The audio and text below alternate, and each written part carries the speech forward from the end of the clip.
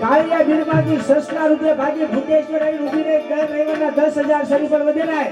કોઈ મારો દીકરો મરદ તો પાડ્યો મૂછે લીંબુ લટકતા હોય કે કદાચ